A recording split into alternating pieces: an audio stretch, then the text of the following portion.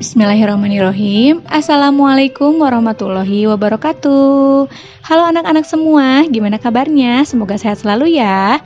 Alhamdulillah, hari ini bertemu kembali bersama Ibu Nunu di pembelajaran PLH.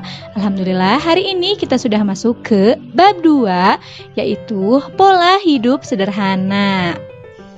Baik anak-anak, Ibu akan membacakan tujuan pembelajaran hari ini, yaitu siswa dapat menentukan pola hidup sederhana. Kemudian ada hadis of the day. Dan perangilah di jalan Allah orang-orang yang memerangi kamu, tetapi janganlah kamu melampaui batas, karena sesungguhnya Allah tidak menyukai orang-orang yang melampaui batas. Quran Surat Al-Baqarah ayat 190. Baik anak-anak, sebelum kita memulai, mari kita sama-sama membaca doa terlebih dahulu ya. Bismillahirrahmanirrahim. Rabbi zidni ilman warzuqni fahman wa alhiqni bissolihin. Amin. Oke, hari ini kita akan masuk ke pembelajaran, yaitu tentang hidup sederhana. Apa sih hidup sederhana itu? Hidup sederhana yaitu tidak berlebihan dalam berpakaian, kemudian juga bukan pelit dalam bersikapnya. Kemudian juga bukan miskin, berarti dalam kebiasaannya. Kemudian juga tidak boros dalam kehidupannya. Kemudian merasa puas dan cukup dalam kesehariannya. Dan pasti bisa menentukan prioritas, yaitu mementingkan kebutuhan bukan keinginan. Jadi anak-anak, ketika hidup sederhana ini, kita pasti tidak akan berlebihan dalam berpakaian. Misalnya memakai baju yang mewah-mewah, kemudian ke sekolah menggunakan baju yang atau menggunakan pakaian yang mencolok sehingga mengundang gitu ya. Ada juga ke sekolah yang memakai perhiasan. Nah, itu tidak baik ya, karena kita harus hidup sederhana. Di sini maksudnya bukan pelit, artinya kita menggunakan uang dengan secukupnya. Jadi tidak foya-foya atau tidak berlebihan seperti tadi ya. Kemudian orang yang hidupnya sederhana di sini bukan berarti dia ini orang miskin. Bisa jadi dia hidupnya berkecukupan, namun sikap dan kebiasaannya dalam kehidupannya dia tidak menunjukkan bahwa dia orang yang berlebih-lebihan, tetapi dia menggunakan uangnya, menggunakan hartanya dengan sewajarnya. Kemudian juga tidak boros di sini artinya dia menggunakan uangnya sesuai. Kemudian juga tidak membeli hal-hal yang tidak berguna. Seperti itu ya. Kemudian merasa puas dan cukup, maksudnya di sini dia ini jika sudah memiliki sesuatu, pasti tidak akan misalnya membelikan barang yang terlalu banyak sehingga akhirnya berlebihan, sehingga akhirnya boros, sehingga akhirnya dia berfoya-foya. Jadi dia menggunakan sesuatu biasa saja dan merasa bersyukur dengan apa yang sudah ia miliki, sehingga dia merasa bahwa apa yang dia miliki ini cukup dan merasa puas. Nah, kemudian dalam arti di sini mementingkan kebutuhan bukan keinginan. Nah, kebutuhan ini berbeda ya dengan keinginan. Jika butuh berarti kita membelinya yang dibutuhkan saja, diperlukannya yang butuh saja, bukan keinginan. Biasanya kan keinginan banyak ya. Nah, berarti kita harus bisa membedakan prioritas mana yang harus kita utamakan, yaitu kebutuhan bukan keinginan. Seperti itu. Nah, sekarang Ibu Nunu ada teks nih anak-anak. Kita baca bersama-sama ya. Ada teks yaitu tentang Ana dan Rudi ya. Kita baca bersama-sama. Kata Ana, "Hai, namaku Ana." Kata Rudi, "Aku Rudi." Ana menjawab, "Mengapa kamu pindah sekolah?" Rudi menjawab, "Ayahku ditugaskan di sini." Kata Rudi, "Rumahmu di mana?" Ana menjawab, "Di dekat kantor kecamatan." Rudi, kalau begitu kita tetangga. Ana berkata, memang rumahmu di mana? Rudi menjawab, ya di situ, tepat di belakang kantor kecamatan.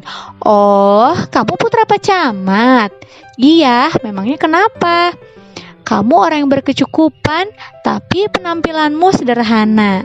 Nah, berarti sikap Rudi di sini sudah menunjukkan ya anak-anak ya, bahwa ia memiliki sikap sederhana. Masya Allah ya. Oke, sekarang coba boleh dijawab pertanyaan dari teks tadi ya.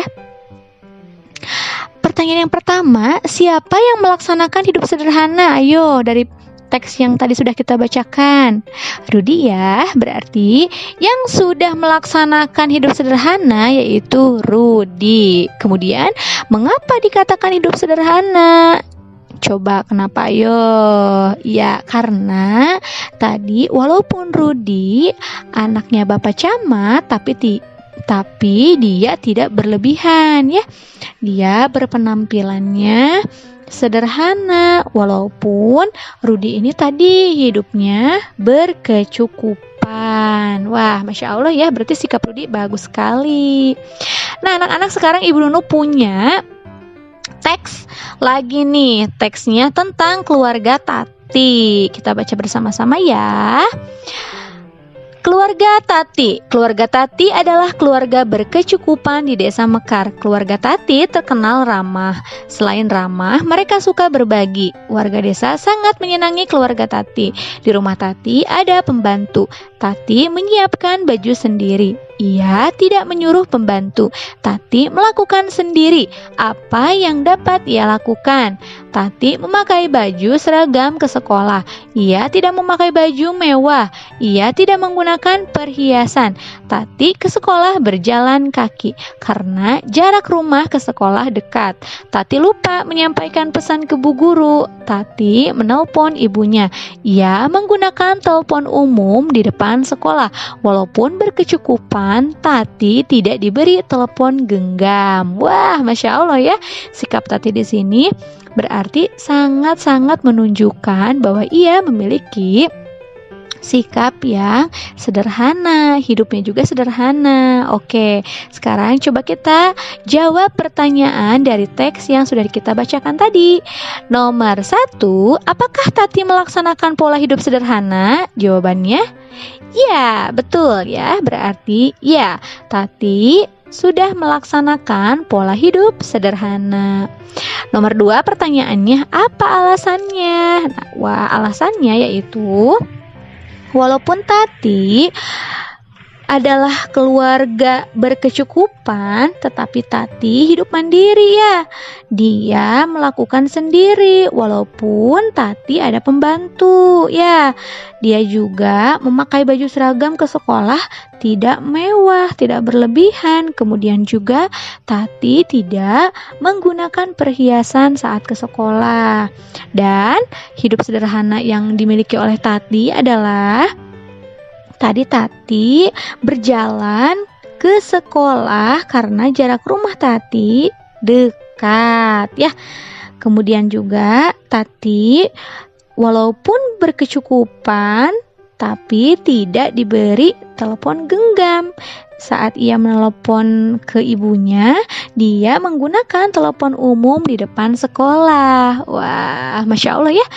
Nah, jadi sikap Tati tadi menunjukkan bahwa Tati melaksanakan pola hidup sederhana. Yang ketiga yaitu, terpujikah perbuatan Tati? Wah, jelas ya, berarti ya, perbuatan Tati sangat terpuji. Wah, Masya Allah, mudah-mudahan Ibu harap kalian juga di rumah bisa ya menerapkan pola hidup sederhana, baik dari penampilan, dari berpakaian, dari sikap, dari kebiasaannya, dari semua aspek. Mudah-mudahan kalian semua bisa menjadi pribadi-pribadi yang baik, kemudian juga bisa melaksanakan pola hidup sederhana. Oke, thank you very much. Terima kasih banyak atas perhatiannya ya. Tetap semangat kiddos. Mudah-mudahan kita semua di sini sehat selalu. Dan mudah-mudahan materi yang Ibu sampaikan tadi bisa dipahami oleh Ananda semuanya di rumah. Oke, terima kasih banyak ya atas perhatiannya.